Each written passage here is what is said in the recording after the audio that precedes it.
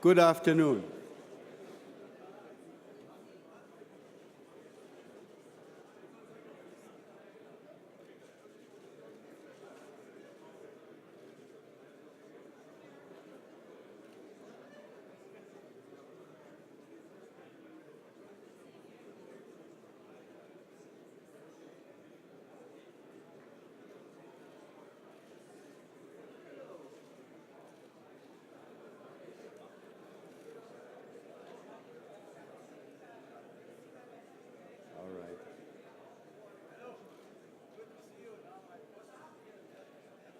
Thank you very much. I hope everybody can find their seats so that we can start the conference. Thank you.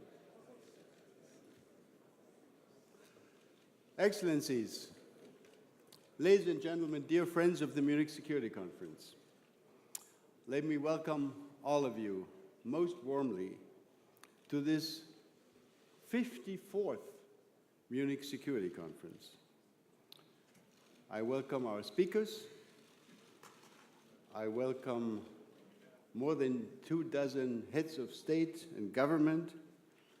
I welcome our many panelists from all around the world, more than 500 participants, many observers, a huge number of media representatives, and of course also everyone watching on television or on live stream or through YouTube or Facebook, through social media. It's great that so many can now participate in this conference. I hope you have all come here to present policy proposals, to exchange views, to listen, and hopefully also to build trust. That's the positive part. But the fact that this conference has become so popular in recent years and months also reflects a less pleasant, a dire reality. We have too many unresolved crises, instabilities, and conflicts. In fact, I think that if this conference hadn't been created 54 years ago, today would be an important moment to start it. So let us use this weekend to promote peace and security as best we can. And it won't happen if you, the leaders, the foreign ministers, the heads of state, the defense ministers, the national security advisors, etc., if you don't make your personal contribution. I've been asked, is the situation really that bad? A few days ago, famous Harvard professor Steven Pinker wrote in the Wall Street Journal, and I quote, "You can always fool yourself into seeing a decline if you compare rose-tinted images of the past with bleeding headlines of the present." Does he have a point? Yes and no. Yes, it's true. The world has made remarkable progress. Improvements in fighting poverty and disease.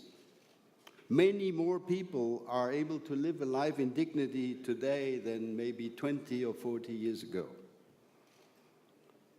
But then again, democracy and freedom, the values we here in the West value most, are in decline, are under threat.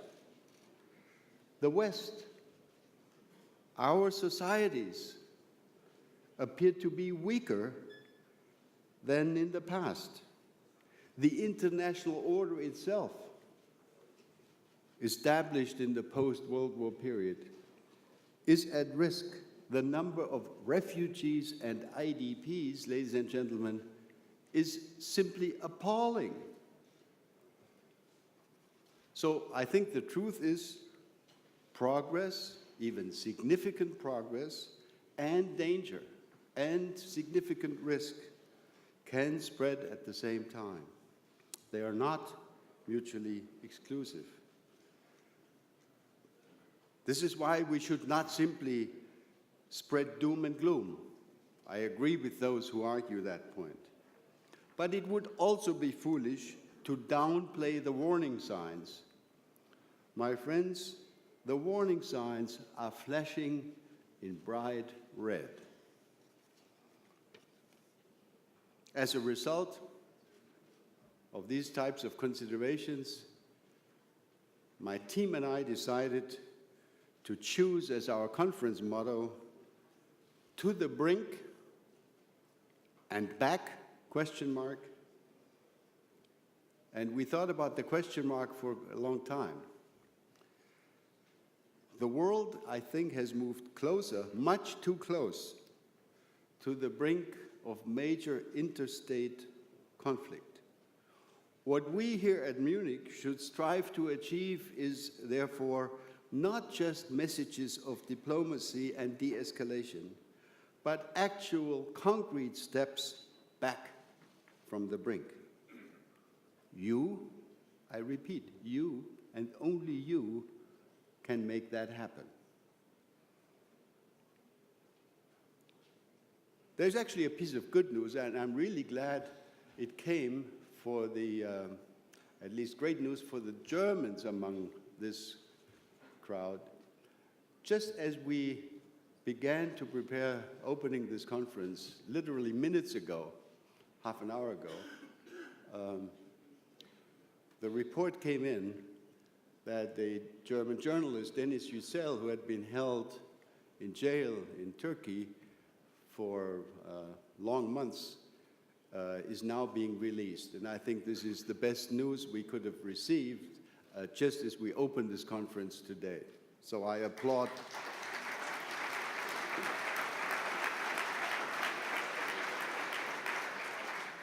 I applaud those who are responsible for this positive development. Finally, let me say that our agenda this year is as crowded as it has ever been. There are so many important issues that we can, under no circumstances, cover them all here in the main program. Many of these, not secondary issues, will be tackled, will be addressed in over 100 side events over this weekend. So make sure that you take a look at the list of side events and not only look at the main program. I want to just conclude by focusing on one of what I think are the key issues, and that is the question of the future of the European Union. It is not by accident, my friends, that we have invited the French and the German defense minister to open this conference together. It is, by the way, going to be the first time that this conference, which tended to be in the years when I first showed up here as a participant, an almost exclusively male event, it's the first time that we have two ladies opening the conference. In other words, also in that regard, we're making step by step some progress.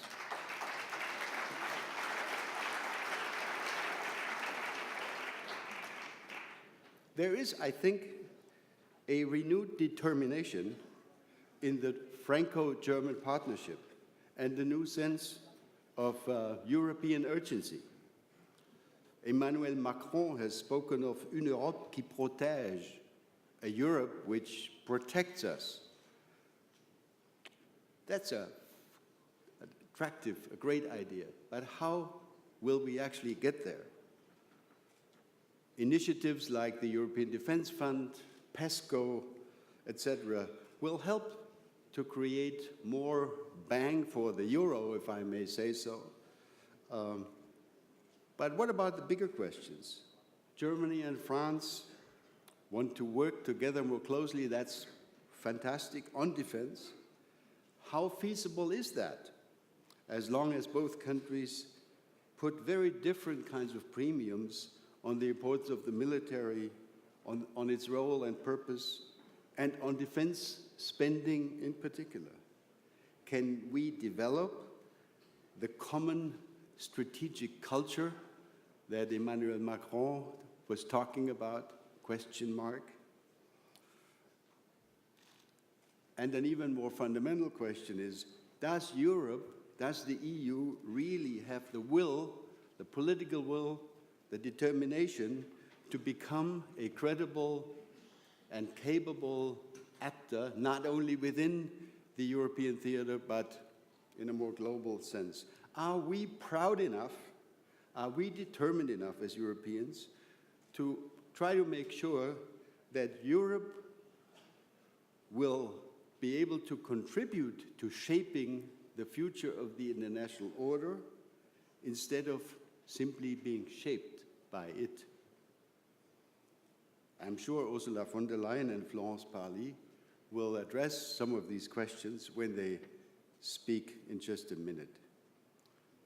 Let me make two final remarks. Many of you or your staff have relentlessly negotiated with my team, myself, in order to obtain particularly important speaking arrangements. It has become a serious challenge for us as the organizers to reserve enough time for Q&A. And I'm addressing myself to those who will speak in this hall and in the panels. This conference is not about long State of the Union speeches, please. It is about a discussion of hundreds of highly competent senior decision makers from Europe, from the transatlantic community and beyond. And what really makes this conference tick is the debate. So please, if you are one of our speakers, make sure that you allow sufficient time for Q&A.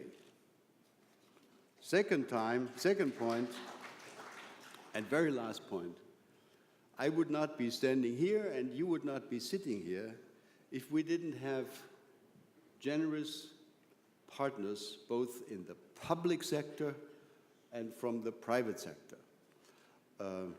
Without our sponsors and supporters, the full list is too long for me to read through it, but you can find it in the conference booklet. All of them deserve a round of applause. And let me conclude this with a sentence in German. Ich wende mich. I am turning to the population of Munich, to all those who feel somehow restricted in their freedom of movement over this weekend. And I would like to thank them upfront for their tolerance, for their understanding, and also for their support of this conference, which is so important for Munich, for Bavaria, for the Federal Republic of Germany, and for Europe.